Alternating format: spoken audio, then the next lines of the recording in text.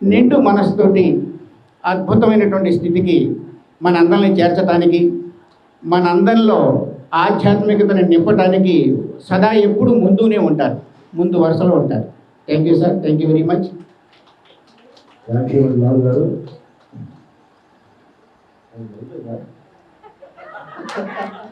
అయిపోయిందంటే ఆత్మజ్ఞానానికి అంతం లేదు,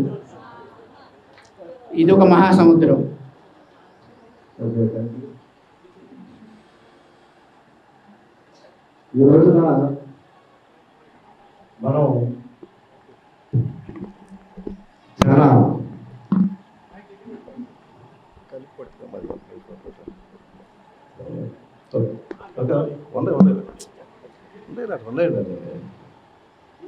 ఈ రోజున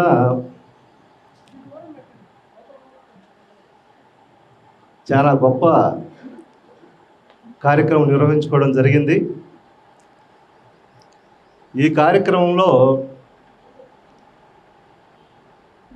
మన ముఖ్యమైనటువంటి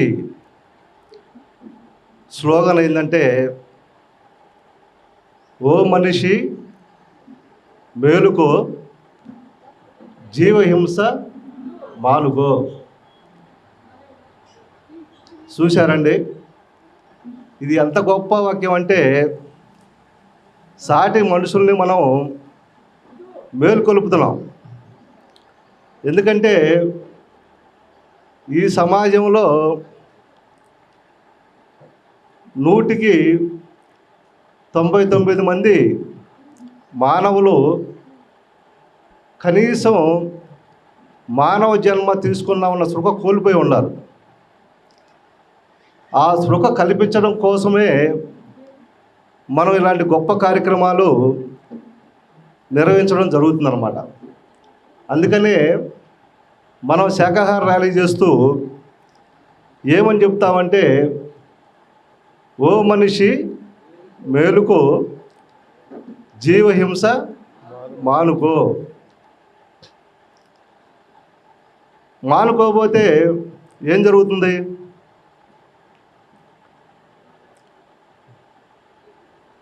ఓ మనిషి మేలుకో, మేలుకోకపోతే ఏం జరుగుతుంది? సోక్రటీసు ఉన్నారా? సోక్రటీస్ మాట. సోక్రటీస్ అనే ఒక గొప్ప ఆధ్యాత్మిక గురువు ఏం చెప్పాడంటే, మేలుకోకపోతే ఊరు బయట సమాధి రెడీ చేసుకో అన్నాడు. ఏం చెప్పాడండి? మేలుకోకపోతే ఊరు బయట సమాధి సిద్ధం చేసుకోమన్నాడు. ఎందుకంటే మానవ జీవితంలో మనం ఏది సాధించాలన్నా కానీ చాలామంది పూజలు చేస్తున్నారు, స్తోత్రాలు చెబుతున్నారు, జపం చేస్తున్నారు, ధ్యానం చేస్తున్నారు. ఇవన్నీ కూడా పండాలి అంటే తప్పనిసరిగా జీవితంలో హింసను మానుకోవాలి. హింస చేస్తూ మనం ఏ పని చేసినా కానీ దాని ఫలితాన్ని మనం పొందలేము, గుర్తుపెట్టుకోండి. ఎందుకంటే ఈ మధ్య మన ఇండియా గవర్నమెంట్ వాళ్ళు ఒక సర్వే నిర్వహించారు, దాదాపుగా ఒక 7-8 నెలల క్రితం. ఆ సర్వే ఏంటంటే, మన దేశంలోని 29 రాష్ట్రాల్లో శాకాహారులు ఎంతమంది ఉన్నారు, మాంసాహారులు ఎంతమంది ఉన్నారని చెప్పేసి ఒక సర్వే నిర్వహించారు. ఆ సర్వేలో ఏమొచ్చిందంటే, ఉత్తరాది రాష్ట్రాలైనటువంటి గుజరాతు, పంజాబు, హర్యానా, రాజస్థాను, ఇంకా 4-5 రాష్ట్రాల్లో 75% శాకాహారులు ఉన్నారు, 25% మాత్రమే మాంసాహారులు ఉన్నారు. కానీ దక్షిణాది రాష్ట్రాలైనటువంటి ఆంధ్రప్రదేశ్, తెలంగాణ, కర్ణాటక, తమిళనాడు, పశ్చిమ బెంగాలు, ఈ రాష్ట్రాలు మనం చూసుకుంటే కేవలంగా 2% మాత్రమే శాకాహారులు ఉన్నారు. ఎంతమంది అండి? 2%. అంటే 100కి 98 మంది మాంసాహారులు ఉన్నారు. కేవలంగా 2% మాత్రమే శాకాహారులు ఉన్నారు మన రాష్ట్రాల్లో. ఎందుకంటే ఉత్తరాది రాష్ట్రాల్లో ఒక జైన్ గురువు గారు ఉన్నారు, వర్ధమాన్ మహావీర్ గారు అని చెప్పేసి. ఆయన సందేశం ఏంటంటే, ఆయన దగ్గర వచ్చినటువంటి శిష్యులందరూ కూడా ఒక అద్భుతమైనటువంటి సందేశం చెబుతారు. ఆయన ఏం చెబుతాడంటే, జీవించనివ్వు అని చెబుతాడు ఆయన. ఆ గురువుగారు చెప్పినటువంటి ఆ చిన్న వాక్యాన్ని అర్థం చేసుకొని ఆ ఉత్తరాది రాష్ట్రాల్లో ఉన్నటువంటి మార్వాడీస్ అందరూ కూడా కోడిగుడ్లు సహా మాంసాహారం మొత్తం విసర్జించి కేవలంగా శాకాహారం తీసుకోవడం మొదలుపెట్టారు. చూడండి, ఆ రాష్ట్రాల్లో అంతమంది ఉండడానికి కారణం ఏంటంటే, ఒక గురువు గారు చెప్పినటువంటి అద్భుతమైన విషయాన్ని వాళ్ళు స్వీకరించారు. మరి మన పత్రిజీ గారు మన తెలంగాణ, ఆంధ్రప్రదేశ్ రాష్ట్రాల్లో దాదాపుగా 80% ఏరియా మన పిరమిడ్ మాస్టర్స్ శాకాహార ర్యాలీ నిర్వహించి మరి కనపడిన ప్రతి ఒక్క మనిషికి కూడా శాకాహార పాంప్లెట్ ఇచ్చారు. అంటే ఇక్కడ ఎంతమంది మారారు అంటే, గురువు యొక్క మాట మీద ఇక్కడ మనుషులకి విశ్వాసం లేదు. ఉందా? మనం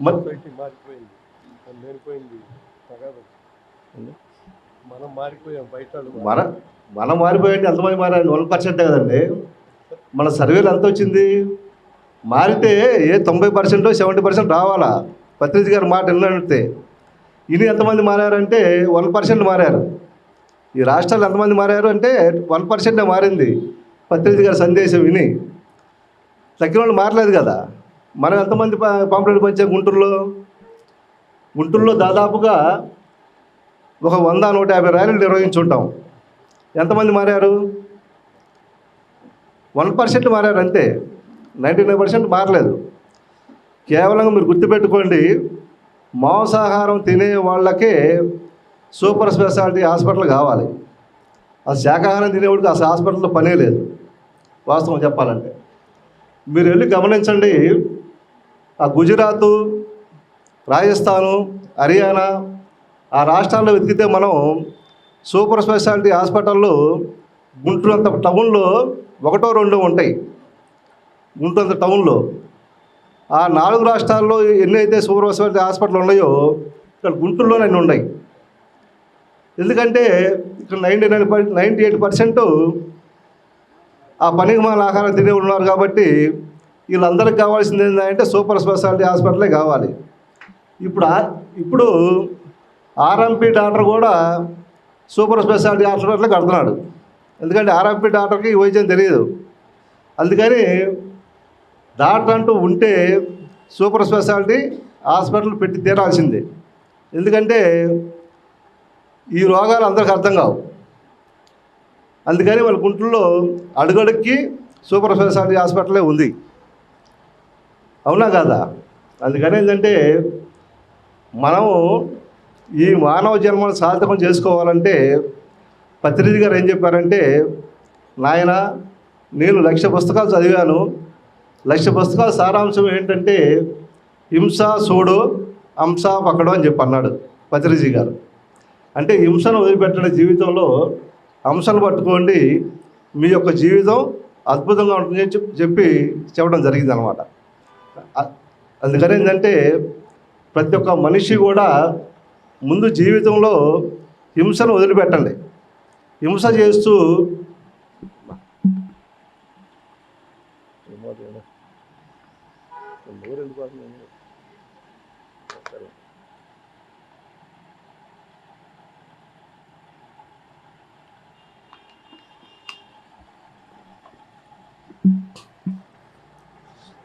అర్థమవుతుందండి?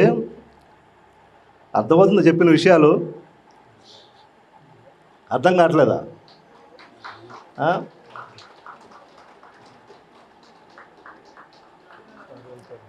సరే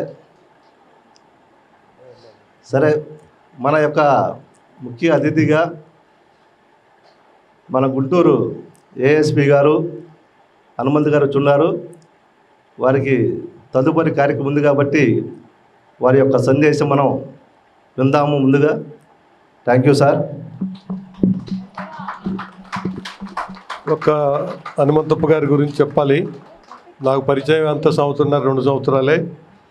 వారు ఆ కనపడే డ్రెస్సే పైది, లోపలది వేరే. ధ్యానం చేస్తారు, ఆధ్యాత్మికంగా ఎదిగారు. ఎక్కడికెక్కడో పిరమిడ్కి వెళ్ళి ధ్యానం చేస్తారు. అవసరమైతే రేతులు కూడా ఉండి చేసి వస్తారు. అవకాశం దొరికినప్పుడల్లా ఇలా మనకి స్నేహశీలి. దైవత్వం అంటే ఏంటో ఆ డ్రెస్సులో ఉండి, నేను అది పోలీసు అంటానికి కూడా ఇష్టపడలేదు ఆయన్ని.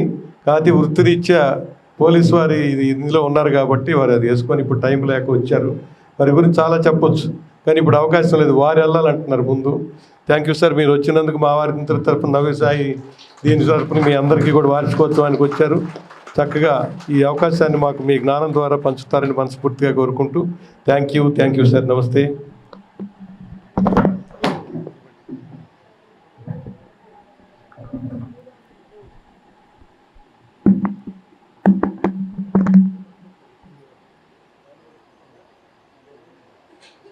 పితామహ బ్రహ్మర్షి సుభాష్ పత్రిజీ గారి ఆశీస్సులతో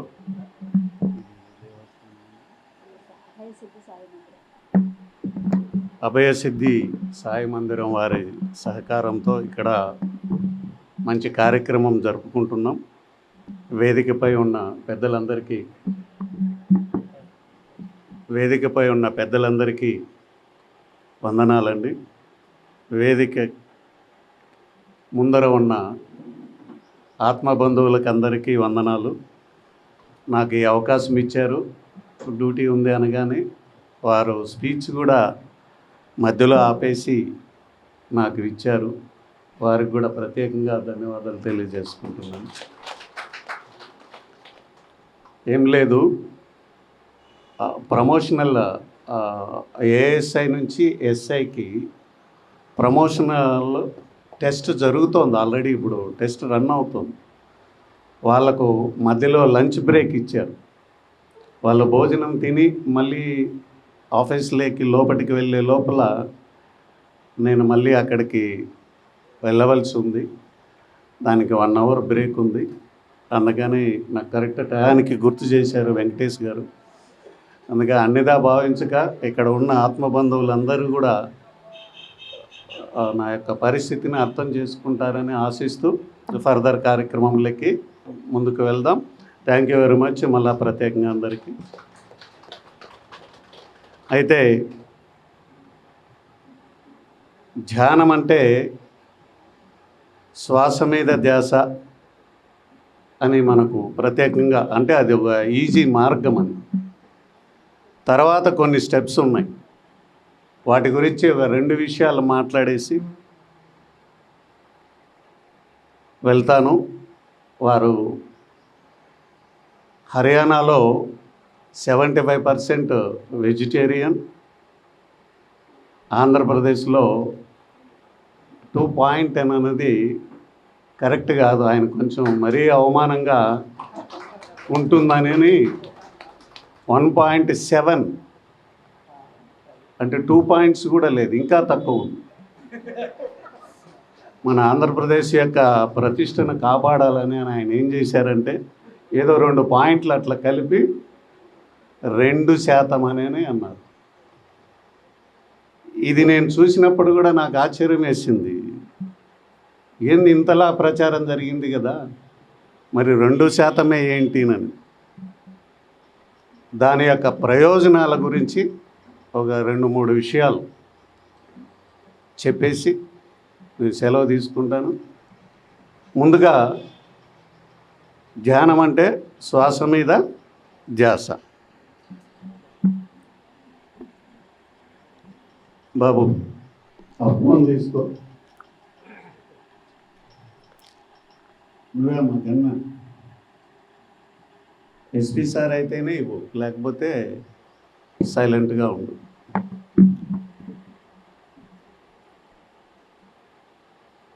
అయితే శ్వాస మీద ధ్యాస తర్వాత సెకండ్ స్టెప్ ఏంటంటే ధర్మం అండి. ధ్యానం అంటే ఏంటంటే శ్వాస మీద ధ్యాస, ధ్యానం అంటే ఏంటంటే ధర్మం ఆచరించడం. ధర్మం అంటే ఏంటో తెలుసుకోవడం. ఫస్ట్ తెలుసుకోవాలి ధర్మం అంటే ఏంటి. మనం చేస్తున్న చిన్న మిస్టేక్ ఏంటంటే, అంటే అందరూ కాదు, కొంతమంది తెలియక, అది కూడా తెలిసి కాదు. ధ్యానం అంటే శ్వాస మీద ధ్యాస అని చెప్పి దానిపైన పెట్టి చేస్తూ ఉంటారు. ఈత నేర్పించాలంటే చిన్నప్పుడు పిల్లలకి పెద్దవాళ్ళు ఏం చేస్తారంటే మెల్లగా చేతల మీద నేర్పిస్తారు కొంతకాలం. నాకు అది గుర్తుంది. మా అన్న నన్ను చేతల పైన పట్టి స్విమ్మింగ్ నేర్పించాడు. తర్వాత ఏం చేశాడంటే తాడు కట్టి ఇసిరి బావిలో వేసేసాడు. తర్వాత ఏం చేశాడంటే మునగబెండ్లు కట్టి బావిలోకి వేసేసాడు. అంటే స్టెప్ బై స్టెప్.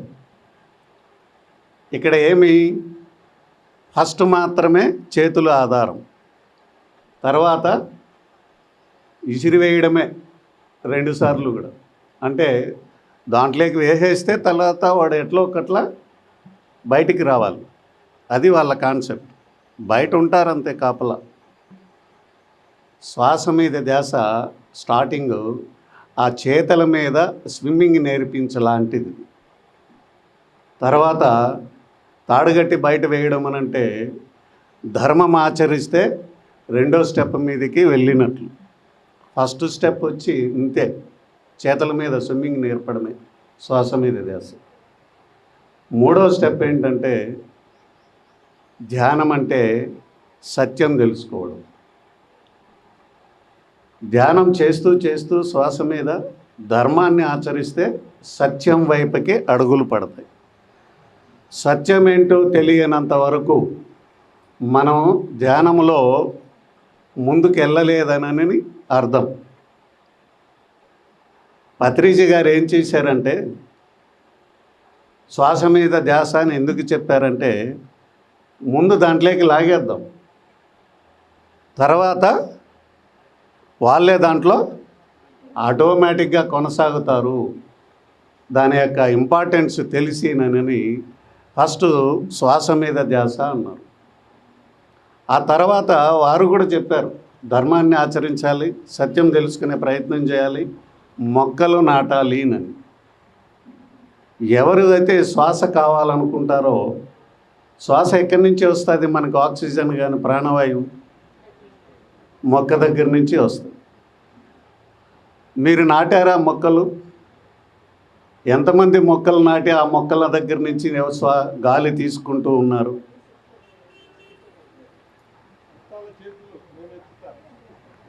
ఓకే, ఒక హార్డ్లీ ఒక 10 to 15 మెంబర్స్ ఉన్నారు ఇక్కడ. ఒక 200 మందిలో 15 మెంబర్స్ మాత్రమే చెట్లు నాటి ఆ చెట్ల నుంచి గాలి తీసుకుంటూ ఉన్నారు. మనం ఏది కూడా ఫ్రీగా తీసుకోకూడదు, ఇస్తే వస్తుంది అనేది పత్రిజీ గారి మనకు డైరెక్షన్స్, సూచన. మనం ఏమి ఇవ్వాలి అనేది తెలుసుకోవాలి. అది తెలుసుకోకుండా మనం ఎంత ప్రయత్నం చేసినా మనకేమిటంటే ఎక్కడ వేసిన గొంగలి అక్కడే ఉంటుంది. ముందుకు నడవాలంటే, ఈ జీవితం ముందుకు వెళ్ళాలి అంటే నెక్స్ట్ ఇమ్మీడియట్గా ఏం చేయాలంటే సత్యం అంటే ఏంటో తెలుసుకునే ప్రయత్నం చేయాలి. మనం సత్యం వైపుకి అడుగులు వేయట్లేదు. వింటున్నాం ప్రసంగాలు, కొంచెం ఆ కొంతసేపు ప్రశాంతతని పొందుతున్నాం, ఇంటికి వెళ్తున్నాం, మళ్ళీ రొటీన్గా యథాప్రకారము ప్రాపంచిక జీవితంలో పడిపోతున్నాం. సత్యం తెలుసుకునే ప్రయత్నం చేయట్లేదు. నేను ఎన్నో చోట్ల సత్యం అంటే ఏంటి అనేది చిన్న ఎగ్జాంపుల్స్గా చెప్పి ఉన్నాను. చాలా క్లారిటీగా ఉంటుంది. నీలకంఠేశ్వరుడు అంటే ఎవరు అని అంటే పరమేశ్వరుడు ఏ రూపంలో ఉన్నాడు అని అంటే మొక్క రూపంలో ఉన్నాడని నేను చెప్తున్నాను. సత్యం ఏ రూపంలో ఉంది అంటే మొక్క రూపంలో ఉంది సత్యం. ఆ సత్యాన్ని మీరు దర్శించకపోతే, శ్వాస మీద ధ్యాస పెట్టి చేస్తుంటే కొంత ప్రయోజనం అయితే ఉంటుంది, కానీ సత్య దర్శనం చేయాలి. అదే దైవం అన్నప్పుడు ఆ చెట్టుని నీలకంఠేశ్వరుడిగా మనం చూడాలి. ఆ నీలకంఠేశ్వరుని మనం ప్రతిష్ఠించాలి. నీలకంఠేశ్వరుడు చుట్టూ మనము ప్రదక్షిణ చేయాలి. 3 సార్లు మనల్ని తిరగమని గుళ్ళో చెప్తుంటారు, 3 సార్లు తిరగమని. ఆ 3 సార్లు ఎందుకు తిరగాలి అన్న దానిపైన తెలుసుకోవడమే సత్యం అనేది. పరమేశ్వరుడు త్రిశూలం పట్టుకొని తిరుగుతూ ఉంటాడు. దానికి 3 ఉంటాయి. ఆ 3 అంటే ఏంటి అనేది తెలుసుకోవడమే సత్యం అంటే. అసలు మొక్క నీలకంఠేశ్వరుడని ఇంతవరకు చాలామంది నేను చెప్పేంత వరకు అది అర్థం కావట్లే. మనకు జన్మనిచ్చేది, మొత్తం నడిపించేది, వ్యవహారం అంతా మొక్కేనండి. ఆహారం వలన మనకు జన్మ లభిస్తూ ఉంది. మొక్క వలన మనకు తొడుక్కున్న బట్టలు మొక్క వలనే జరుగుతున్నాయి. మనకు మెడిసిన్ మొక్కలే. మనం చదువుకునే మనం వేదాలన్నీ ఇప్పుడు పేపర్లలోకి వస్తున్నాయి కదా, పుస్తకాలు, నాలెడ్జ్ అంతా పుస్తకాల్లోకి వస్తుంది కదా. ఆ పేపర్ దేని వలన తయారవుతుంది? మొక్క వలనే. మన ఇంటికి భద్రత మొక్క వలనే. మనకు జన్మ మొక్కే. నీకు నాకే కాదు, సమస్త జీవరాశికి ఆహారాన్ని ఇస్తున్నది ఎవరు? మొక్కే. సమస్త జీవరాశిని రక్షిస్తున్నది ఎవరు? మొక్కే. తను అందరినీ రక్షిస్తూ తనకి ఏం కావాలో ఇస్తూ, సమస్త జీవరాశికి ఏం కావాలో ఇస్తూ తనేం తీసుకుంటుంది? మొక్క విషాన్ని తీసుకుంటుంది. కార్బన్ డైఆక్సైడ్ అంటారు దాన్ని. తను విషం తీసుకుంటూ మొత్తం విశ్వాన్ని నడిపిస్తూ ఉంది. దీన్నే నీలకంఠేశ్వరుడి యొక్క స్టోరీ. ఇది సత్యం అంటే. ప్రతి దాంట్లోన ఇట్లా ఎన్నో సత్యాలు దాగి ఉన్నాయి. సంవత్సరాల కొద్దీ ధ్యానం చేస్తూ ఏం చేయాలంటే ఒక్కొక్కటి సత్యం అంటే ఏంది, సత్యం అంటే ఏంది తెలుసుకుంటూ ముందుకు వెళితే మన యొక్క జీవితం ఇంకో రకంగా ఉంటుంది. చాలా అద్భుతంగా మారిపోద్దండి. అలా కాకుండా ప్రయత్నమే చేయకుండా ఇక్కడికి వచ్చి మనం కొన్ని ప్రోగ్రాములు కండక్ట్ చేసి వెళ్ళిపోయి ఇంటి దగ్గర ఏం చేస్తున్నామన్నది మీరు ఆత్మ పరిశీలన చేసుకోండి ఒక్కసారి. మనం సత్యాన్ని శోధిస్తున్నామా, సత్యదర్శనం కోసం ఏం ప్రయత్నం చేస్తున్నామని అనేది ఒకసారి ఆలోచించండి. ఆలోచిస్తే మీకే దొరుకుతుంది. ఇప్పుడు మన భారతదేశం ఉన్న పరిస్థితి ఏంటో ఒక్కసారి మీకు అందరికీ ఎక్స్ప్లెయిన్ చేస్తాను. ఇప్పుడు చుట్టూ 20 దేశాలలో యుద్ధం జరుగుతుంది. ఇరాన్, గల్ఫ్ దేశాలన్నీ కూడా భీకర యుద్ధాలు జరుగుతున్నాయి. ఇంట్లో నిద్రపోతుంటే వచ్చి బాంబుల మీద పడిపోతున్నాయి. కారణం ఏంటో తెలుసా? ధర్మం అనే మాట అక్కడ మచ్చుకైనా ఉండదు. సత్యం అనే మాట, ఆ పదం అక్కడ బూతు మాటగా ఉంటుంది. అంతా అధర్మమే, దుర్మార్గమే. Complete non vegetarian Gulf countries అంతా. జీవహింస విపరీతంగా ఉంటుంది అక్కడ. మనుషులకే విలువ లేదు, ఇంకా జంతువులకి ఏం విలువ ఉంటుంది? ఆ విధంగా మంచి బట్టలు కట్టుకొని మేము కూడా అందంగా ఉంటాము బయటికి అని అడిగిన పాపానికి ఆడవాళ్ళు 10,000 మందిని కాల్చి చంపేశారు జస్ట్గా 3 నెలల క్రితం. అంత దుర్మార్గమైన దేశము ఇరాన్. అందుకు ప్రతిఫలంగా అది ఏమిచ్చిందో అదే తిరిగి పొందుతూ ఉంది. అక్కడ ఏం పొందుతూ ఉంది? బాంబులతో బాంబు మోతలు రిసీవ్ చేసుకుంటా ఉంది. దాన్ని సపోర్ట్ చేసిన ప్రజలంతా కూడా ఇబ్బందులు పడుతూ ఉన్నారు. చుట్టుపక్కల దేశాలన్నీ అలా ఉంటే మన భారతదేశం ఏం చేస్తోందంటే, ఇట్లాంటి సుభాష్ పత్రిజీ గారు ఇలాంటి పరిస్థితులు వస్తాయని మనల్ని కాపాడడానికి హింసా చోడో హంసా పక్కడోనని ఆనాడే ఆయన బీజం వేశాడు. ఆయన వచ్చింది మనల్ని కాపాడడానికి, మన ప్రాణాలను కాపాడడానికి. అయితే మనమేం చేస్తున్నామంటే వింటున్నాం, ఇంటికి పోయి ఇంకోలాగా ఉంటున్నాం. దాని యొక్క పర్యవసానాలు ఇప్పుడు చెప్పేస్తాను నేను. ఈ చుట్టుపక్కల దేశాలకి ఎక్కడ యుద్ధం జరిగినా భారతదేశం ఏం చేస్తుందంటే వాళ్ళకి సాయం పంపిస్తుంది, మెడికల్ సాయం ఇమీడియట్గా పంపిస్తుంది. ఏ దేశం అడిగితే ఆ దేశానికి మన భారతదేశం ఏం చేస్తుంది? ఎమర్జెన్సీ సహాయం. బట్టలు అడిగితే బట్టలు పంపిస్తుంది, ధాన్యం అడిగితే ధాన్యం పంపిస్తుంది. ఇబ్బందుల్లో ఉన్నారనగానే అన్ని దేశాలకి, ఉక్రెయిన్ ఇబ్బందుల్లో ఉంటే ఎంత పంపించామో, ఆఖరుకు మనకు శత్రుదేశమని భావించే పాకిస్తాన్ ఇబ్బందుల్లో ఉంటే మనం ఆటా పంపించాము, ధాన్యం పంపించాము. ఆఫ్ఘనిస్తాన్కి ధాన్యం పంపించాం. ఇన్ని దేశాలకు పంపిస్తున్నాం మనం. చివరికి మన భారతదేశానికి ఏదైనా కష్టం వస్తే, ఇది నా పాయింట్, ఇప్పుడు నా ప్రసంగం యొక్క ముఖ్య ఉద్దేశం అదే. మిమ్మల్ని అందరినీ పత్రిజీ గారు ఎంత దూరాలోచనలతో బీజం వేసి వెళ్ళారో దాని వెనకాల ఉన్న అర్థం ఏంటనేది ఇప్పుడు మీకు తెలియజేస్తున్నాను. జాగ్రత్తగా వినండి. చుట్టుపక్కల దేశాలకన్నిటికీ మనము సహాయము అందిస్తున్నాం. మన యొక్క మెయిన్ యొక్క సూత్రం ఏంది? ఇస్తే మనకి వస్తుంది.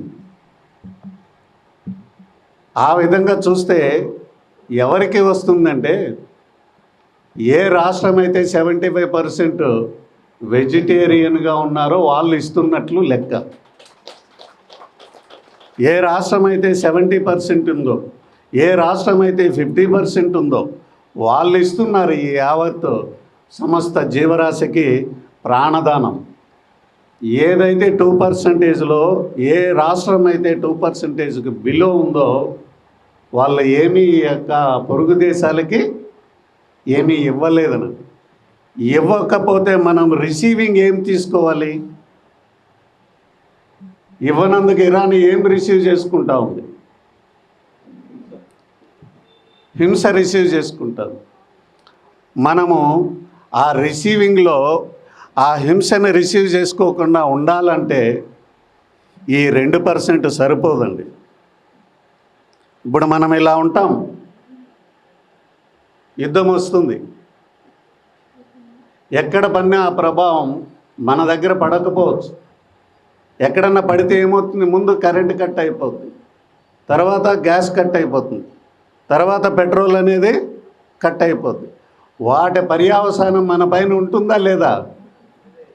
ఎందుకు మన పైన ఉంటుంది అంటే, ఊరికే వచ్చి ధ్యానం చేసి మనం మాత్రమే ధ్యానం చేసుకుని ఇళ్ళల్లో కూర్చుంటాం చూడు, ఈ సమాజానికి ఏమీ ఇవ్వకుండా, అంతా తెలిసి కూడా మనం సైలెంట్గా ఇళ్ళల్లో కూర్చుంటాం చూడు, అందుకని దాని పర్యవసానం మనము అనుభవించాల్సిన పరిస్థితి తొందరలో ఉంది.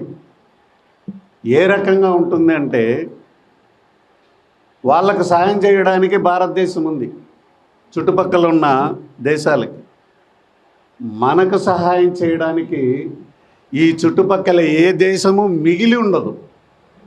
పాయింట్ ఏంటంటే, మనకు ఏదైనా సహాయం చేయాలంటే ఏ దేశమైనా ఆ దేశం ఉండాలిగా.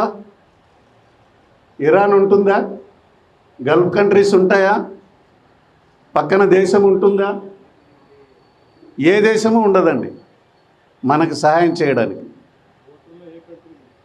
బార్డర్లో మనకి ఏ దేశము ఉండదు ఇంకా మనకు సహాయం చేయడానికి. అంటే ఏమని దాని అర్థం? మనకు కనుక విపత్తు వస్తే సహాయం చేయడానికి కూడా ఎవరిని లేకుండా ముందుగానే ప్రణాళిక రచించాడు భగవంతుడు. నేచర్ ప్రణాళిక, మనకు ఎవరు సహాయం చేయకుండా ఉండడానికి. అప్పుడు మన పరిస్థితి ఏంటి? ఇప్పుడు ఒకరికొకరు ఉన్నారు, యుద్ధం అనేది స్టార్ట్ అయితే ఎవరిది వాళ్ళదే చేతులు ఎత్తేస్తుంది దేశం. 140, 150 కోట్ల జనాభా. అక్కడ ఉండేది 10 కోట్లు, 15 కోట్లు. ఏ దేశానికి వెళ్ళినా అది కొంచెం ఈజీ, తక్కువ జనాభా కాబట్టి. 150 కోట్ల జనాభాకి ప్రభుత్వం ఎంతని సహాయం చేస్తుంది. కానీ ఆ టైంలో ఎవరి దారి వాళ్ళు చూసుకునేస్తారు. ఎవరు మనకు సహాయం చేయడానికి చుట్టుపక్కల లేకుండా భగవంతుడు చేస్తున్నాడు. ఏంటి దాని వెనకాల భగవంతుడి ప్రణాళిక? ఎందుకు మనకు సహాయం లేకుండా చేయాలని ముందుగా అక్కడ చేస్తున్నాడు అన్న విషయాన్ని మీరు పరిశీలిస్తే వాళ్ళు ధర్మం గురించి మాట్లాడరండి. ఆ దేశాలు సత్యం అంటే వాళ్ళకి అవసరం లేదు. అందుకని వాళ్ళని ఎరాడికేట్ చేస్తున్నాడు. మనం నిత్యం మాట్లాడుతూ ఉంటాం ధర్మం గురించి, సత్యం గురించి మాట్లాడుతూ ఉంటాం. ఆచరణ చెయ్యం. తెలియక చేసే తప్పు ఒకటి, తెలిసి చేసే తప్పు. జడ్జి గారు కోర్టులో తీర్పు ఎలా ఇస్తాడంటే, తెలియక తప్పు చేసిన వాళ్ళకి ఏమండి శిక్ష ఎలా ఉంటుంది తెలియక చేస్తే? మనం కూడా ఏదైనా ఎవరైనా తప్పు చేస్తే నాకు తెలియక జరిగిపోయిందని అనగానే ఏమంటాం? పోనీలే అంటాం. నా ఇష్టం అండి, నేను తెలిసే చేసినానంటే ఏమంటాం? శిక్ష ఎక్కువ పడుతుంది. భారతీయులకు జరిగేపోయేది ఇదే. ఎందుకు తెలుసా? ధర్మం గురించి మనకు తెలుసు. మేము మైక్ ఎత్తుకొని చెప్తా ఉన్నాం. సత్యం గురించి మనకు తెలుసు. తెలుసుకునే ప్రయత్నం చేయండి. మీరు వింటున్నారు, మేము చెబుతానే ఉన్నాం. మనమంతా ఏ కేటగిరీ కిందికి వస్తామంటే తెలిసి చేసిన తప్పు కేటగిరీ కిందికి వచ్చేస్తాం. అందుకని శిక్ష ఏ లెవెల్లో ఉంటుంది? రెట్టింపు. అది ఎంత అనంటే ఇంత అంత కాదు. జడ్జి గారు ఎలా తీర్పిస్తారో భగవంతుడే జడ్జి అయ్యి మనకు కూడా అలాంటి తీర్పు ఇవ్వబోతున్నాడు భవిష్యత్తులో. కళ్ళ ముందరే అక్కడ జరుగుతూ ఉంది. అది మన దాకా ఎప్పుడు వస్తుందంటే, శ్రీకృష్ణుడు మహాభారత యుద్ధంలో చెప్పున్నాడు, ధర్మం పునఃస్థాపన జరగాలంటే ఇప్పుడు విధ్వంసము జరగాల్సిందే, యుద్ధము జరగాల్సిందే. దగ్గరుండి యుద్ధం జరిపించాడు. అందరినీ అధర్మంని ఆచరించిన వాళ్ళని ఎరాడికేట్ చేశాడు మహాభారత యుద్ధంలో దగ్గరుండి. ఇప్పుడు కూడా ఆయన మన వెంటే ఉండి ఆ పని చేస్తున్నాడు. ధర్మాన్ని ఆచరించే వాళ్ళని కాపాడుకుంటాడు, అధర్మాన్ని ఆచరించే వాళ్ళని ఎరాడికేట్ చేస్తాడు. దాంట్లో మన శ్వాస మీద ధ్యాసం చేసే పిరమిడ్ మాస్టర్లు అందరూ కూడా ఆచరణ కేటగిరీలోకి వచ్చేటట్లు చెయ్యమని చెప్పడానికి ఈరోజు వేదికకి నేను వచ్చాను. లేకపోతే ఆ కృష్ణ పరమాత్ముడు కూడా మనల్ని రక్షించడానికి ముందుకు రాడు. పెద్ద ప్రణాళిక ఉంది. మన చుట్టుపక్కల దేశాలందరినీ తీసేస్తున్నాడు. మనకు ఎందుకు అలా చేస్తున్నాడంటే మనం నటిస్తున్నాం, ధర్మాన్ని నటిస్తున్నాం. ఆ నటించింది ఏంటి? తెలిసి నటిస్తున్నాం. కాబట్టి మనకు చుట్టుపక్కల దేశాలు లేకుండా చేసి మళ్ళా మన దేశం వైపుకి అడుగులేస్తారు. ఎందుకు లేటుగా అడుగులు వేస్తారనంటే, ఈ లోపల ఏమన్నా పరివర్తన చెంది మార్పు చెందుతారేమోనని ఒక అవకాశం ఇవ్వడానికి మాత్రమే భగవంతుడు చూస్తూ ఉన్నాడు. ఎందుకు అవకాశం ఇస్తున్నారు అనంటే, గురువులందరూ కష్టపడుతున్నారుగా. పత్రిజీ గారు ఎంత కష్టపడ్డారు, జగ్గి వాసుదేవ్ గారు ఎంత కష్టపడుతున్నారు, ఆర్ట్ ఆఫ్ లివింగ్ గురువు గారు ఎంత కష్టపడుతున్నారు, సదానంద గురూజీ గారు 110 సంవత్సరాల యోగి గారు ఇప్పుడు కూడా మన దగ్గరకు వచ్చి ఎంత తిరుగుతున్నారు. అట్లా ఆనంద మార్గని శుభచింతానంద గురూజీ అని ఆయన నాకు కూడా గురువు. నాకు ఎప్పుడు వాట్సాప్లో మెసేజ్లు పెడుతూ ఉంటారు. ఆనంద మార్గం అని, రామచంద్ర మిషన్, ఇట్లా ఎన్నో మిషనరీస్ ధర్మం గురించి ధ్యానం గురించి మాట్లాడుతున్నాయి. కాబట్టి మాట్లాడుతున్నారు కదా, ప్రజలు ఏమన్నా మారుతారేమో వాళ్ళకు ఒక అవకాశం ఇద్దామనని యుద్ధాన్ని తొందరగా మన దేశానికి రాకుండా చూస్తూ ఉన్నాడు. ఇంకా ఇలా నటిస్తూ నటిస్తూ మనం కాలం గడిపామంటే వీళ్ళు ఇంకా చెప్పిన మాట వినరు.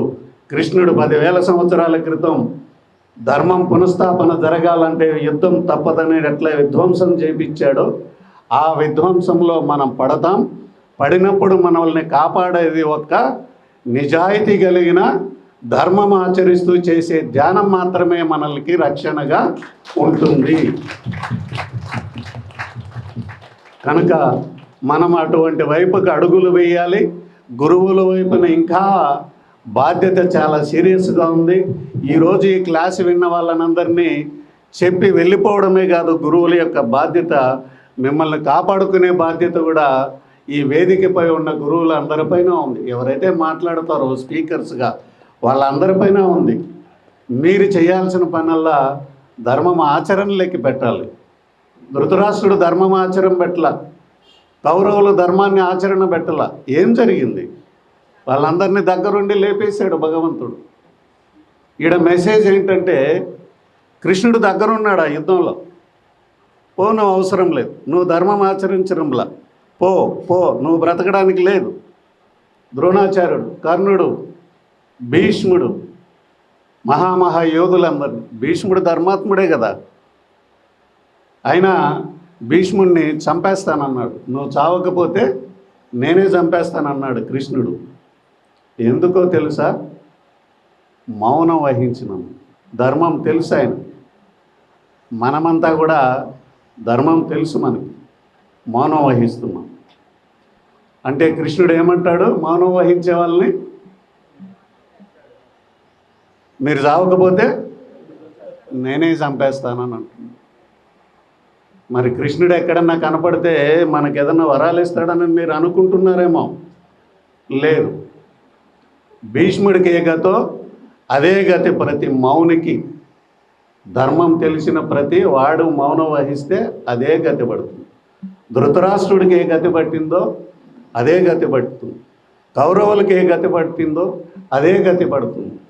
కనుక మనల్ని మనము కాపాడుకోవాలంటే ఏకైక మార్గం ధ్యానం. ధ్యానం తర్వాత ధర్మాచరణ తర్వాత సత్యం తెలుసుకునే ప్రయత్నం. దానికి ఎంత దూరంలో ఉన్నామనేది మరొక్కసారి మీటింగ్లో ఇవన్నీ మేము గమనిస్తూ ఉంటాం. వారు చాలా చక్కగా చెప్పారు. 75% అక్కడ ఉందని. ఆ విషయం నేను చెప్పాలని అనుకునే లోపల వారు చాలా స్పీడ్ ఉన్నట్టున్నారు. గురువు గారు సీనియర్ కాబట్టి సీనియర్లు అలాగే మాట్లాడతారు. కానీ ఈ విషయం వారికి నాకు తెలిసి ఉండకపోవచ్చు అనుకుంటున్నాను. చుట్టూ మన దేశానికి సహాయం చేయడానికి ఏ దేశాన్ని లేకుండా చేస్తున్నాడు. దాని యొక్క ప్రణాళిక ఏంటంటే ధర్మాన్ని నటించే వాళ్ళకి, ధ్యానాన్ని నటించే వాళ్ళకి, సత్యము తెలుసుకునే ప్రయత్నం చేయని వాళ్ళకి జరిగే గిఫ్ట్ ఎంత దూరంలో ఉంది. మన పిల్లల్ని ఎలా కాపాడుకోవాలి, మన సమాజాన్ని ఎలా కాపాడుకోవాలి, మన కుటుంబాలను ఎలా కాపాడుకోవాలన్న విషయాన్ని మనం తదుపరి మీటింగ్లో చర్చిద్దాం. అందరికంటే మన పట్లనే ఎక్కువ బాధ్యత ఉంది. ఇది సామాన్య ప్రజలకు తెలియదు. ఎవరైతే ధ్యానం చేస్తున్నారో, ఎవరైతే సత్సంగంలో పార్టిసిపేట్ చేస్తున్నారో వాళ్ళకి తెలిసి ఆ విషయం. మరి సామాన్య జనానికి తెలియాలి కదా. పక్కింటి వాళ్ళు కూడా బాగుంటేనే కదా మనం కూడా బాగుంటాం. జీసస్ చెప్పాడు, నిన్ను నువ్వు ప్రేమించినట్లుగా నీ ఇరుగు పొరుగు వారిని ప్రేమించమనని. అంటే దాని అర్థం ఏంటంటే ముందు నిన్ను ప్రేమించుకో, తర్వాత నీ పక్కింటి వాళ్ళని కూడా ప్రేమించు, సమస్త జీవరాశిని ప్రేమించమని. ప్రేమించడం అనేది ఒక్కటే మార్గం ఈ సమాజాన్ని రక్షించుకోవాలంటే. కనుక మనమందరం మంచి సహృదయంతో నిజమైన ప్రేమలోకి అడుగు పెడదాం ఈ ధ్యానం ద్వారా అని మీ అందరికీ వినయంగా నేను విన్నవించుకుంటున్నా. భవిష్యత్తులో మళ్ళీ కలుద్దాం, ఏం చేద్దామనే ప్రణాళిక చేద్దాం. నాకు ఈ అవకాశం ఇచ్చిన పిఎంసి వారికి, పిరమిడ్ మెడిటేషన్ గురువులకి, ఆత్మ బంధువులకి, వేదికపై ఉన్న గురువులకి అందరికీ కూడా మరొకసారి ప్రణామాలు తెలియజేసుకుంటున్నా. నాకు మంచి హృదయంతో, మంచి మనసుతో అనుమతినివ్వండి. నాకు అక్కడ డ్యూటీ ఉంది. Thank you very much. శివలింగాన్ని మొక్క నాటుతో మొదలు పెట్టుకోండి. ఒక విషయం, శివలింగాన్ని ప్రతిష్ఠించడము ఎంత గొప్ప విషయమో, మొక్కని పెట్టడం కూడా అంతటి గొప్ప విషయం అండి. సాక్షాత్ ఆ పరమేశ్వరుని అక్కడ పెట్టి సమస్త లోకానికి మనము అన్నదానం, మొక్క ఎప్పుడు నిత్యాన్నదానం చేస్తూ ఉంటుంది, సమస్త జీవరాశిని కాపాడుతూ ఉంటుంది. చీమ, పాము, జంతువులు, క్రూరముగాలు ఏం తేడా లేదు, మనకే అన్ని తేడాలు ఉంటాయి. మొక్కకి ఏం తేడా లేదు. ఎవరొచ్చి ఆ చెట్టు కింద నిలబడినా వాళ్ళకి అంత ఆహారం ఇస్తుంది, వాళ్ళకి షెల్టర్ ఇస్తుంది, గాలి ఇస్తుంది, తన శరీరాన్నే దానం చేస్తుంది. అంతటి గొప్ప త్యాగం ఎవరంటే ఆ పరమేశ్వరుడికి తప్ప ఇంకెవరికి ఉంటుంది చెప్పు? పరమేశ్వరుడే మొక్క రూపంలో ఉన్న సత్యాన్ని తెలుసుకొని ఎంతోమంది పరమేశ్వరుల్ని మనము ప్రతిష్ఠిద్దాం, ఆ పరమేశ్వరుడి చుట్టూ ప్రదక్షిణ చేద్దాం, సత్యం తెలుసుకుందాం. సత్యమేవ జయతే. Thank you very much sir.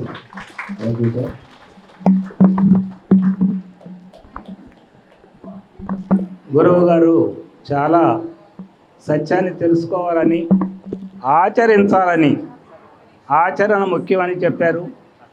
ప్రతి ఒక్కళ్ళు ఆచరణలో ఉందాం. గురువు గారికి ఒక చిరు సత్కారం.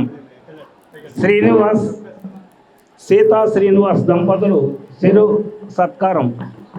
అందరూ కూడా సపోర్ట్ ఒకసారి ధన్యవాదాలు తెలుస్తున్నాం ఏఎస్పీ గారికి. గట్టిగా సపోర్ట్తో వారు తొందరగా వెళ్ళాలని ఉన్నారు కాబట్టి చిరు సత్కారం.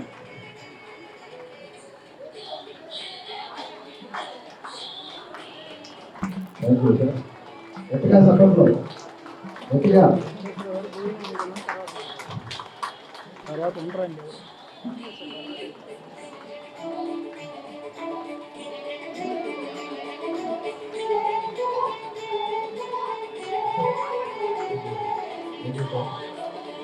Thank you.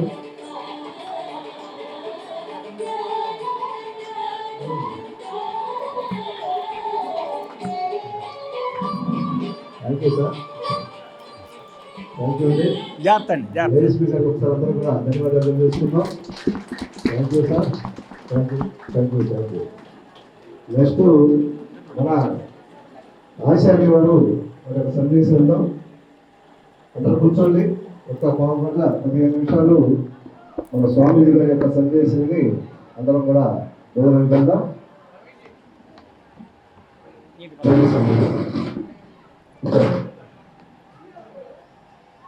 అందరూ కూర్చోవాలండి. ఒక 15 నిమిషాలు స్వామీజీ గారి యొక్క సందేశాన్ని అందరం కూడా వివరించుకుందాం.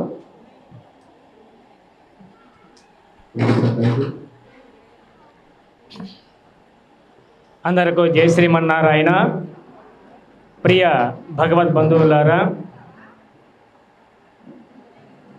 మన గుంటూరు పట్టణం నందు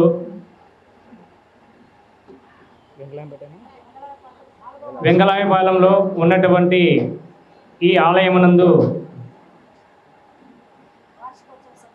4వ వార్షికోత్సవ పిరమిడ్ సందర్భంగా ఈ రోజున మనం కొన్ని ముఖ్యమైన విషయాలు తెలుసుకోబోతున్నాం.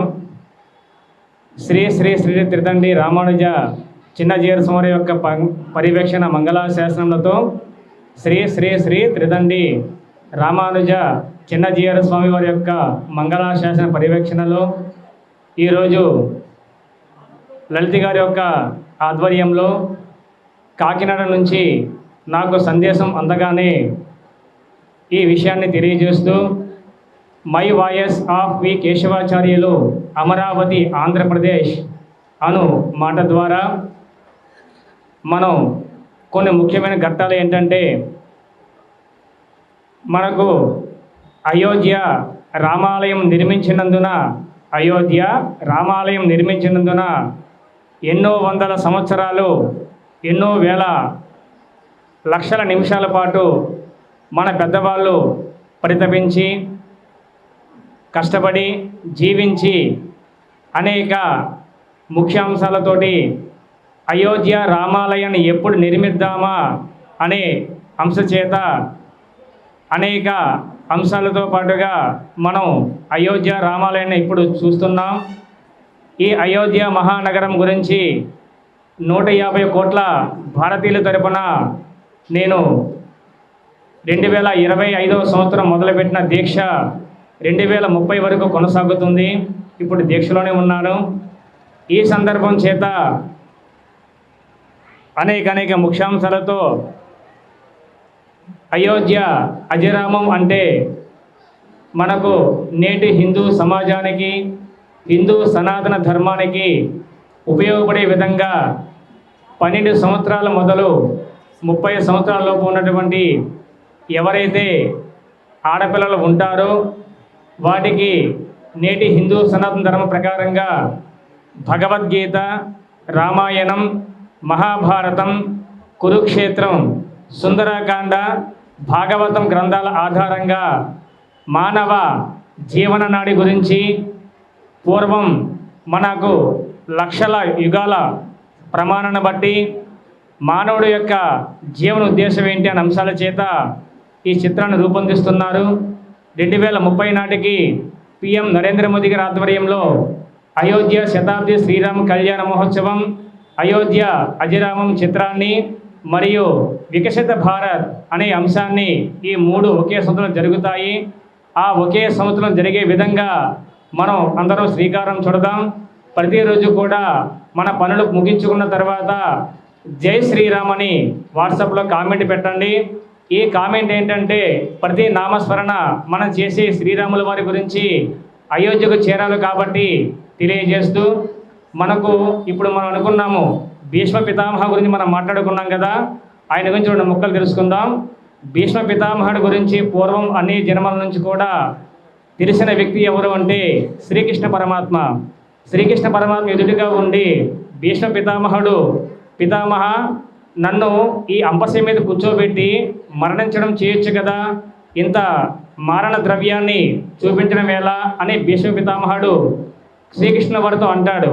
అప్పుడు శ్రీకృష్ణ వారు ఏం చెప్పారు అంటే భీష్మ పితామహుడు గురించి, పితామహ ముందు 7 జన్మలు, ఆ తర్వాత 7 జన్మలు గుర్తున్నాయి, కానీ ఈ అంపసి ముళ్ళుతో ఉన్నటువంటి ఈ జన్మ ఎందుకు, పరమార్థం నన్ను కూడా తీసుకెళ్ళిపోవచ్చు కదా అనగానే శ్రీకృష్ణ పరమాత్మ చెప్తాడండి. ఏమని చెప్తారంటే 14 జన్మల వరకు గుర్తుంది, 15వ జన్మ గుర్తురాని విషయం ఏంటంటే ఒక వేదాశ్రమంలో సర్పము తిరుగుతుండగా అది తెలవక వారిని కాటు వేస్తుందో అనే భయంతో దూరంగా విసిరేయడం చేత ముళ్ళ కంచెల మీద పాడేయడం ద్వారా ఆ జీవం పరమాత్మని జ్ఞానం చేస్తూ ఆ పరమాత్మతో ఏమంటుందంటే నన్ను కూడా చంపేది కదా స్వామి, ఈ మరణదండ ఎందుకు అని మాట్లాడి అలా హింసతో మరణం చెందింది. ఆ చెందుతున్నప్పుడు స్వర్గానికి చేరేటప్పుడు ఆ సర్పం ఇలా అన్నదట పరమాత్మతో, నన్ను ఎవరైతే ఈ ముళ్ళ కంచె మీద పడేశారో, ఎవరైతే ఈ విధంగా శిక్షించారో వారికి కూడా ఇదే పరమ గతి పట్టాలని కోరింది ఆ సర్పం. సర్పం ఆదిశేషుడు కాబట్టి మనకు ఈ సర్పం యొక్క దోషాన్ని పరిహరిస్తూ భీష్మ పితామహుడు కూడా అంతటి మహా పుణ్యాత్ముడికి కూడా ఈ యొక్క పరిధి తప్పలేదు. కనుక మనమందరం కూడా భీష్మ పితామహుని గురించి చేస్తూ ఉంటాం. అదే మనకు సంవత్సరంలో వచ్చేటువంటి తొలి పండుగ భీష్మ ఏకాదశి జరుపుకుంటాం. కనుక ఈ వేడుకతో మనం ఎలాగైతే జరుపుకుంటున్నామో అనేక అంశాలతో కూడా మనం నేర్చుకోవాల్సింది ఏంటంటే ధర్మో రక్షిత రక్షతః. ధర్మాన్ని మనం రక్షించగలగాలి, ధర్మాన్ని రక్షించగలిగితేనే అది రక్షింప చేస్తుందన్నది శ్రీ మహాభారతంలో మనకు అనేక విషయాలతో కర్ణుడు, ద్రోణాచార్యుడు, కృతవర్మ, కృపాచార్యులు, ఇలా అర్జునుడు. కనుక ఇలాంటి పరమాత్మల యొక్క సారాన్ని తెలుసుకున్న వారే తెలియజేశారు కాబట్టి ఈరోజు అనేక ముఖ్యాంశాలు తెలుసుకున్నాం. మనం అయోధ్య శతాబ్ది కళ్యాణ మహోత్సవానికి ఇంతకంటే గ్రాండ్గా ఉంటుంది. శతాబ్ది కళ్యాణ మహోత్సవం అనేది మామూలు విషయం కాదు. ఈ శతాబ్ది విషయం అన్నది మనకు మండలాలు, జిల్లాలు, అనేక గ్రామాలకు చక్కగా తరలివచ్చి ఈ మహోత్సవాన్ని తిలకించే సంవత్సరం 2030వ సంవత్సరం. ఆ రోజు రావాలి, మనమందరం వేడుకలు జరుపుకుందాం, మంచి బాటలు నడుద్దాం. శ్రీకృష్ణుల వారిని, శ్రీరాముల వారిని మంచి విషయాలను మనకు ఆదేశించమని కోరుతూ ఈ వేదికను అలంకరించినటువంటి ప్రతి ఒక్కరికి కూడా, చిన్నలు పెద్దవాళ్ళకు కూడా శ్రీకృష్ణ వారి తరపున, శ్రీరాముడి తరపున, చిన్నజీవ స్వామి తరపున అనేక మంగళాశాలను తెలుపుకుంటూ మీ ఆచార్య వేదం కేశవాచార్యులు, ఆంధ్రప్రదేశ్, అమరావతి. జై శ్రీమన్నారాయణ.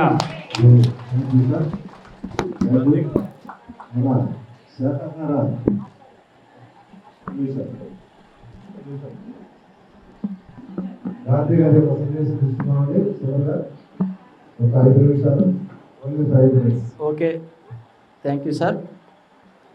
ముందుగా జగద్గురు బ్రహ్మ సుభాష్పత్రి గారికి మన యొక్క ప్రణామాలు తెలియజేద్దాం. అలాగే వన్యసాయి పిరమిడ్ కేర్ సెంటర్కి ఒకసారి ధన్యవాదాలు తెలియజేసుకుంటూ, దాని యొక్క వార్షికోత్సవం సందర్భంగా ఈరోజు మనం ఈ శాకాహార ర్యాలీ నిర్వహించుకోవటం.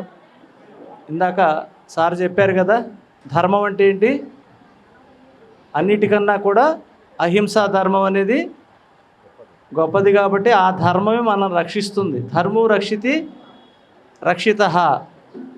ఇందాక కృష్ణారెడ్డి గారు చెప్పారు, సూపర్ స్పెషాలిటీ అంటే దాని ప్రాముఖ్యత ఏంటి? ఐసీలో ఉండే వాళ్ళకేమో బయట వాళ్ళకి అర్థం కాదు, బయట ఉండే వాళ్ళకి లోపల ఏం జరుగుతుందో అర్థం కాదు. ఇదే సూపర్ అంటే స్పెషల్గా ఉంటుంది కదా ట్రీట్మెంట్. అంటే ఎప్పుడైతే తెలుసుకున్న దాన్ని మనం ఆచరణ చేయకపోతే సూపర్ స్పెషాలిటీలో ఉంటుంది. ఎక్కడ ఏం జరుగుతుందో మనకు అర్థం కాని స్థితిలో ఉంటుంది. అలాగే లాలు గారు చెప్పారు ఒకటి, క్రమం తప్పకుండా శిక్షణ. అంటే రోజు ప్రాక్టీస్ చేస్తావో క్రమశిక్షణ వస్తుంది. క్రమశిక్షణ వచ్చినప్పుడు ఏ సూపర్ స్పెషాలిటీ హాస్పిటల్కి వెళ్ళవలసిన అవసరం లేదు. కాబట్టి మరి ఏఎస్పీ గారు చెప్పారు మనకి ఎంత చక్కగా. మరి తెలిసిన దాన్ని మనం ఎలా ఉండాలి? ఆచరణతో కూడుకొని ఎప్పుడైతే ప్రయాణం చేస్తామో అప్పుడు మాత్రమే ఆ ధర్మం గురించి తెలుసుకోవాలి. ఆ ధర్మాన్ని ఎప్పుడైతే రక్షిస్తావో అది నిన్ను రక్షిస్తుంది. కాబట్టి తెలిసిన దాన్ని పత్రి సార్ మనకి నిజంగా ఒక పరమాత్మే మనకు వచ్చి చెప్పెళ్తే దాన్ని కూడా పట్టుకొని ఆచరణ చేయడానికి చాలా కష్టంగా ఉంది. కాబట్టి ఇకనైనా తెలుసుకుందాం, ప్రతి మనిషి యొక్క జీవన ఈ ప్రయాణం ఏంటో తెలుసుకొని దాన్ని పూర్తిగా మనం ఆచరణ చేయాలి. కాబట్టి ఆచరణలోకి మీరందరూ కూడా ఉంటారని కోరుకుంటూ, ఓకే, ఈ అవకాశం ఇచ్చినటువంటి మీ అందరికీ వన్యసాయి పిరమిడ్ ధ్యాన కేర్ సెంటర్కి ధన్యవాదాలు. Okay, thank you.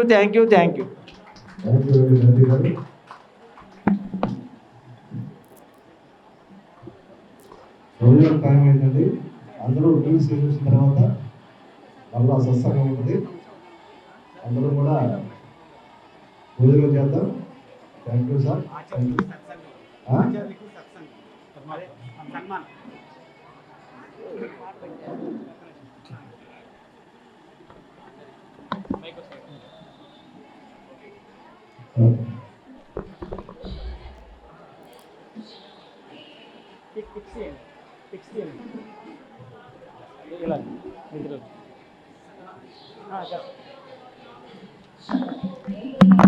Fix out. మీరు ఎలా ఉండండి.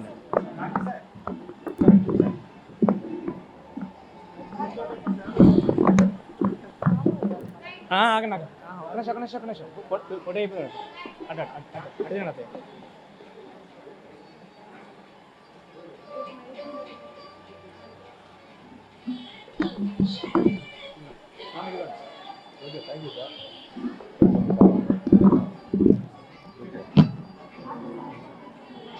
ఓకే రండి, అందరూ కూడా భోజనం చేసిన అవసరం మనం చేస్తున్నాం.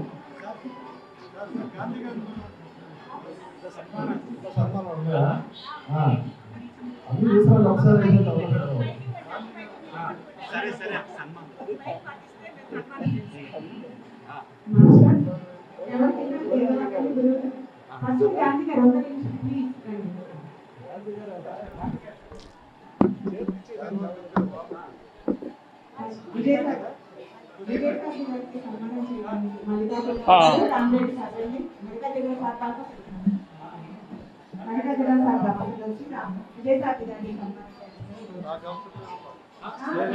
గురువు మాకు గురు స్థానంలో ఉన్నారు మనకి గురు స్థానంలో కూర్చోండి.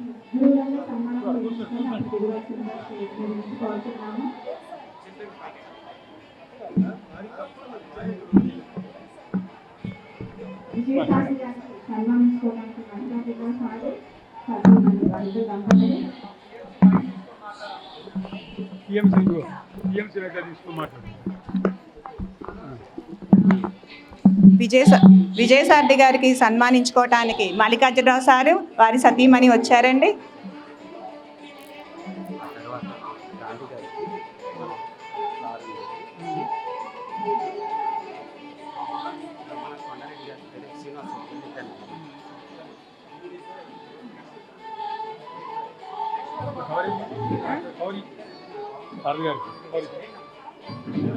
సారికి ఒకసారి ధన్యవాదాలు. విజయసారథి గారికి ఒకసారి ధన్యవాదాలు. ఇంకా మాకు చక్కగా సన్మానం చేయడానికి వచ్చిన మల్లికార్జునరావు సార్ దంపతులకు మరొకసారి ధన్యవాదాలు. మన నెక్స్ట్ సన్మానం పర్చూరి గాంధీ గారికి సన్మానం చేయడానికి ఇప్పుడు రామిరెడ్డి సారు, శ్రీనివాసరెడ్డి సార్ వస్తున్నారు. వేదిక మీదకి రావాల్సిందిగా కోరుచున్నాము. సార్ ఇది తీసుకున్నాం.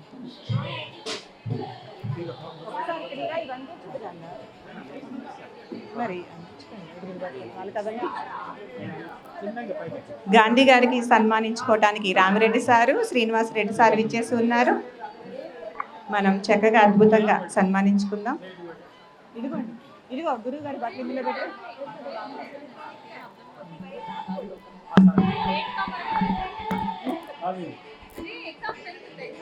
ఇది ఒక్కొక్కటి అందించండి. ఒక్క నిమిషం అనేసి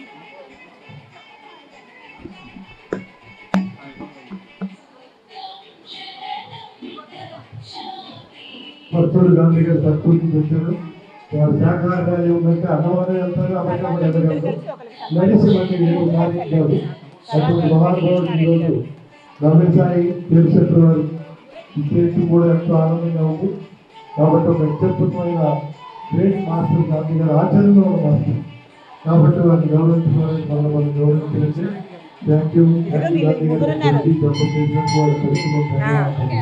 సునీత పద్మ గారు ఉన్నారు. ఈయన కాదు, లాల్ గారు కొన్నారుగా. లాల్ గారు లేదా ఏంది?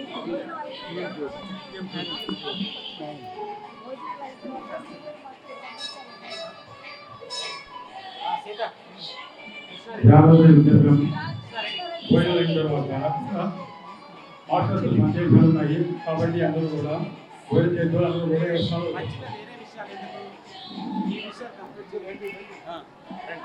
మాస్టర్స్ నెక్స్ట్ మెట్టు కృష్ణారెడ్డి సార్కి సన్మానించుకోవటం కోసము మనకి ఝాన్సీ, దుర్గా, సంతోష్ని మేడం ముగ్గురు వెళ్ళండి. ఆర్య సమాజంలో మనకి ఏ కార్యక్రమాలైనా సరే సార్ యొక్క ఆధ్వర్యంలో జరుగుతాయి. మనకు అద్భుతమైన జ్ఞాన విషయాలు సార్ ద్వారా మనం తెలుసుకుంటూ ఉంటాము. సార్ని ఒక్కసారి మనం వన్యసాయి ఆధ్యాత్మిక ధ్యాన కేంద్రం చతుర్థి వార్షికోత్సవ సందర్భంగా సన్మానించుకుందాం. మాస్టర్స్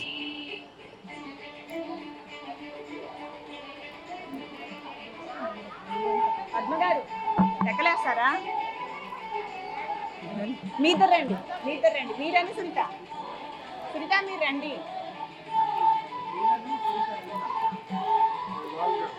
అద్భుతంగా మాస్టర్ గారిని మనం సన్మానించుకుందాం.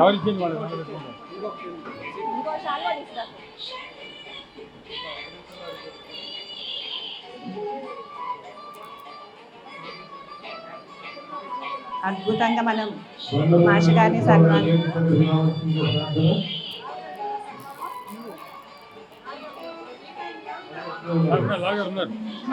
ఇప్పుడు నెక్స్ట్ లాల్ గారిని సన్మానించుకోవడానికి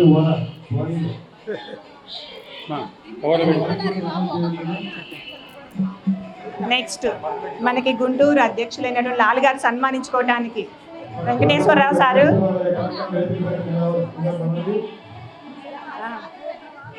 ఎవరు కట్టారు? వెంకటేశ్వరరావు గారు. మీకు శిల్ప అని పద్మ. లాల్ సార్గా తీసుకుంటారా? నెక్స్ట్ మనకి లాల్ సార్ని సన్మానించుకోవడం కోసం మనం సునీత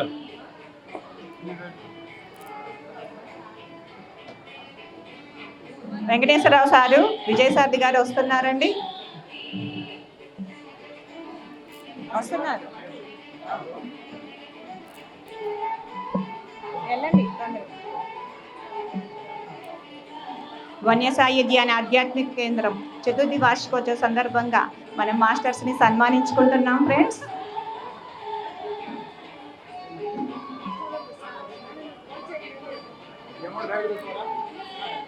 మేడం మీరు అటు కూర్చోండి, అటు కూర్చోండి. మీరిద్దరు వెళ్తారా? నెక్స్ట్ అయిపోయింది.